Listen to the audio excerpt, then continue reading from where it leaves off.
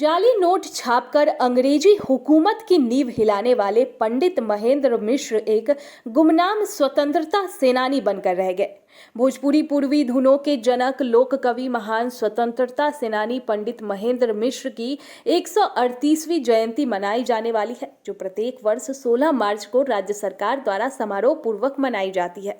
उनके याद में देश के नामचीन कलाकार उनके जयंती पर पहुंचते हैं, लेकिन आज तक उन्हें स्वतंत्रता सेनानी का दर्जा नहीं मिल पाने का दर्द आज भी उनके परिवार वालों को है। महेंद्र मिश्र का जन्म छपरा जिले के जलालपुर प्रखंड स्थित मिश्रवलिया गांव में 16 मार्च 1886 को हुआ था। महेंद्र मिश्र बचपन से ही पहलवानी, घुड़सवारी, गीत संगीत में तेज थे। उनको विरासत में गीत संगीत संस्कृत का ज्ञान मिला था, जिसमें वो अपने अंत समय तक भाव भरते रहे। इसीलिए उनकी रचनाओं में देशानुराग से लेकर भक्ति, श्रृंगार और वियोग के कई दृश्य मिलते हैं।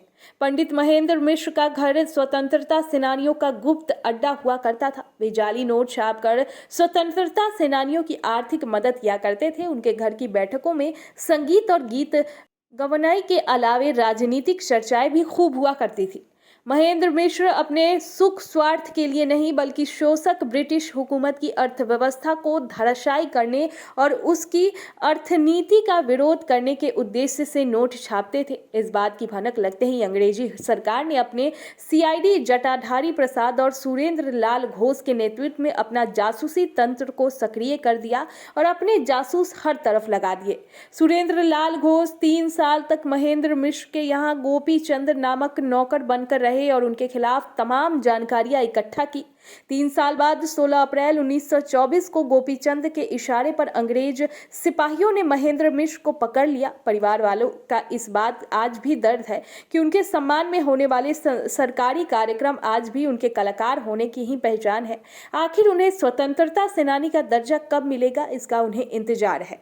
ये तो मैं प्रयास लगातार पहले से भी कर रहा हूँ, फिर मैंने प्रयास करूंगा उनको तुरंत मिल जाए, स्वतंत्रता सेनानी की दर्जा मिल जाए, उनको और सम्मान राज्य सरकार और भारत सरकार दे। मैं उसके पक्षधर हूं। मैं ऐसे सिर्फ कह करके नहीं, मैं आंतरिक भाव से उनके प्रति श्रद्धा रखता हूं, सम्मान रखता हूं और उनको पुनः मैं उनके इस पुण्यतिथि जयंती के अवसर पर मैं दोनों को मैं जोड़ते हुए मैं कहता हूं कि उनको फिर मैं हृदय से नमन करता हूं। और एक पूर्वी के जिस तरीक़ा से वह एक धुन के जनक थे, उससे धुन के जनक के नाते भी और एक वीर स्वतंत्रता सेनानी होने के नाते भी उनको उनका उपाधि तुरंत मिलना चाहिए। यह मेरा दोनों स्तर पर दोनों सरकारों से आग्रह है। राज्य की सरकार तुरंत अनुशंसा कर करके भेजे तो भारत सरकार के गृह मंत्री और आवश्यकता पड़ेगी तो प्रधानमंत्री जी से मैं व्यक्तिगत बात करूंगा, क्योंकि इसके पहले मैं उन लोगों को पत्र में लिख चुका हूं, मिल करके कह चुका हूं, जिसके माने साक्षात मन उनके पोता जो वहां रहते हैं विनय मिश्रा जी, वो साक्षात साथ में थे और पत्र भी उन्होंने देखा है कैसे गया है, उनकी कॉपी भी उनके पास उपलब्ध होगी। करूँगा, लेकिन मैं इस बात को फिर मैं कहता हूँ कि कुछ लोग कहे नहीं कि कुछ लोग राजनीति करते हैं। आज भी कहते हैं कि जब मैंने फाउंडेशन कर दिया, किसी ने उसमें 2000 बढ़ा दिया तो उसको लोग कहता है कि फलना ने बढ़ा दिया, लेकिन किसी ने किया, इसको कहने में कुछ लोगों को काफ़ी परेशानी होती है। वह लोग राजनीति करते हैं, वह लोग राजनीति के शिकार लोग हैं और राजनीति के शिकार माने जो लोगों को बाबा महेंद्र मिश्र जी माफ़ नहीं करेंगे। दीक्षांत एडुटेक लाया है दीक्षांत ई लर्निंग ऐप। बने दीक्षांत का चैनल पार्टनर और अर्न करें लाखों रुपए प्रति महीने। चैनल पार्टनर बनने के लिए विजिट करें www.dikshans.com। दीक्षांत एडुटेक लाया है दीक्षांत डिजिटल क्लास। दीक्षांत डिजिटल क्लास का उपयोग कर छात्र बना सकते हैं पढ़ाई को बेहद आसान और मजेदार।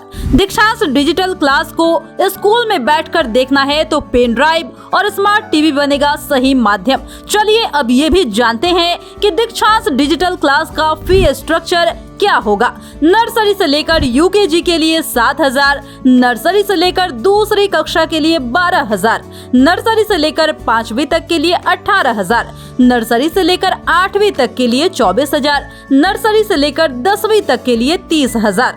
अगर आपको डेमो करना है तो उसके लिए आप दीक्षांत डिजिटल क्लास के YouTube चैनल को विजिट कर सकते हैं। हमारे YouTube चैनल को सब्सक्राइब और Facebook पेज को लाइक करना ना भूलें। धन्यवाद।